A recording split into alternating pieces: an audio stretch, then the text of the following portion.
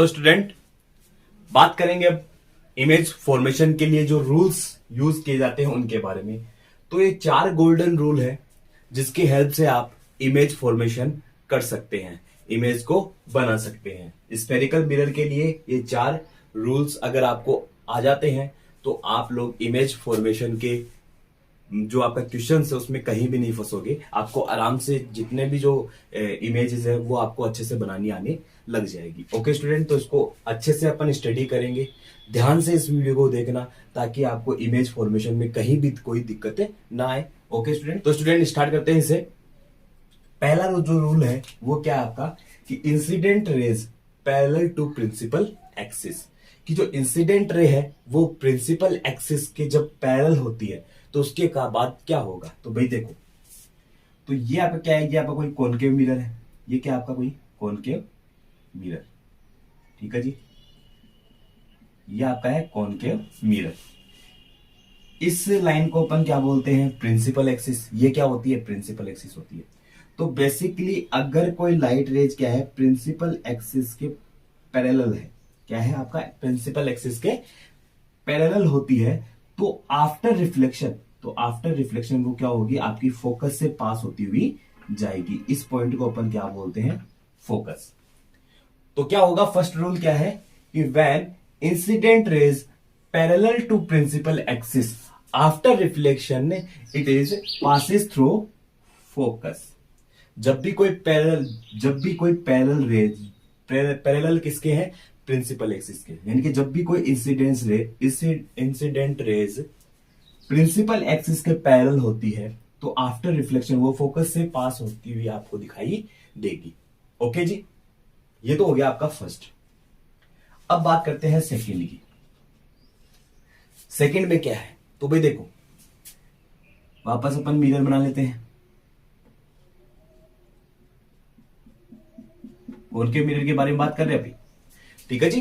तो ये concave mirror, ये अपन ने वापस क्या बना दिया, प्रिंसिपल एक्सिस बना दिया। अब दूसरा जो रूल है वो क्या बोलता है कि इंसिडेंट रेज जब क्या होती है, फोकस के टुवार्ड होती है, यानी फोकस से पास होती हुई जब जाएगी, जब कोई इंसिडेंट, आपको पता होगा इंसिडेंट रे क्या होती है। तो बेटा इंसिडेंट रे वो है जो ऑब्जेक्ट से बाहर निकलती है, यानी कि इंसिडेंट रे का मतलब है आने वाली रेज, और रिफ्लेक्टिंग रेज का मतलब है जो रिफ्लेक्शन के बाद क्या होती है, आपकी जाती हुई आपको दिखाई देती है, उसे अपन क्या बोलते हैं, रिफ्लेक्टिंग रेज बोलते हैं। ओके जी, तो ये आपकी क्या है, इंसिडेंट रेज कहां से जा रही है आपकी, ये जाएगी आपकी फोकस से होते हुए। तो आफ्टर रिफ्लेक्शन क्या होगा, ये आपके आफ्टर रिफ्लेक्शन जाती है पैरेलल। तो जब भी कोई लाइट रेज क्या होती है, फोकस से पास होती हुई जाएगी, तो आफ्टर रिफ्लेक्शन वो क्या होगी, प्रिंसिपल एक्सिस के पैरेलल हो जाएगी। क्या ये इसका उल्टा नहीं है, क्या इसका इन्वर्टेड नहीं है। देखो भाई, पहले में क्या किया था अपन ने, पहले में तो अपन ने इंसिडेंट रेज जो थी उसको अपन ने प्रिंसिपल एक्सिस के पैरेलल कर दिया। तो पैरेलल होने के कारण वो क्या होगी, आफ्टर रिफ्लेक्शन फोकस से पास होती हुई आपको दिखाई दी। लेकिन सेकंड में अपन ने क्या किया, जो इंसिडेंट रेज थी वो आपकी फोकस से पास हो रही है और आफ्टर रिफ्लेक्शन क्या हो गई, प्रिंसिपल एक्सिस के पैरेलल हो गई। ओके जी, तो ये सेकंड गोल्डन रूल है।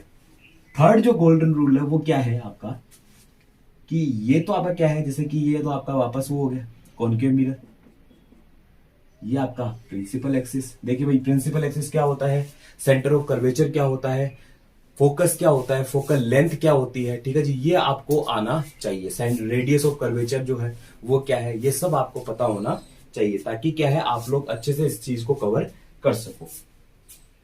तो स्टूडेंट्स, अब अपन बात करते हैं कि जो थर्ड रूल है वो क्या है, incident ray perpendicular to mirror. यानी जब क्या होती है, इंसिडेंट रे अगर मिरर के क्या है, परपेंडिकुलर है, मिरर के क्या है अगर परपेंडिकुलर है, तो आपका क्या होगा, मतलब भाई आफ्टर रिफ्लेक्शन यहाँ पे क्या देखने को मिलेगा। तो बेसिकली अगर आपकी जो लाइट रेज है अगर वो क्या है, परपेंडिकुलर, या बेसिकली इसे अपन बोल सकते हैं कि भाई अगर सेंटर ऑफ कर्वेचर से लाइट रेज आपकी निकल रही है तो वो क्या होगा, आफ्टर रिफ्लेक्शन आपकी सेंटर ऑफ कर्वेचर पे क्या हो जाती है, वापस से चली जाती है। जैसे कि ये आपकी आती हुई है और ये आपकी जाती हुई, वापस रिफ्लेक्शन के बाद क्या होगी, सेंटर ऑफ कर्वेचर से ही पास हो जाएगी। लास्ट का जो पार्ट आता है वो मैं यही समझा देता हूं आपको। जो लास्ट रूल है वो क्या है, लास्ट रूल आपका होता है कि जब कोई लाइट रेज आपकी पोल पे क्या होती है, इंसिडेंट होती है, यानी ओब्लिक्यू रेज है, ऑब्लिक रेज है। तो जब कोई लाइट रे आपकी पोल पर इंसिडेंस होती है, तो पोल पे इंसिडेंस होने के बाद आफ्टर रिफ्लेक्शन वो क्या होती है, अपोजिट डायरेक्शन में चली जाती है। यानी ये कैसे होती है, ऑब्लिक रेज होती है। तो ये बेसिकली आपके 4 गोल्डन रूल है। अगर आपको ये रूल अच्छे से समझ में आ जाते हैं तो आपकी इमेज फॉर्मेशन आपके लिए बहुत ही इजी हो जाता है।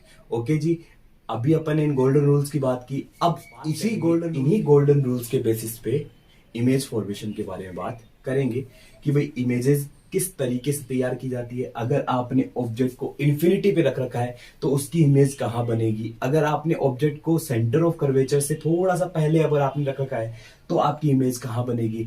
अगर आपने सेंटर ऑफ कर्वेचर पे रख रखा है तो इमेज कहां बनेगी। अगर आपने उसको फोकस और सेंटर ऑफ कर्वेचर के बीच में रख रखा है तब इमेज कहां बनेगी। या आपने फोकस पे अगर ऑब्जेक्ट को रखा है तो उसकी इमेज कहां बनेगी, वो अपन नेक्स्ट वीडियो में देखेंगे। Okay, thanks.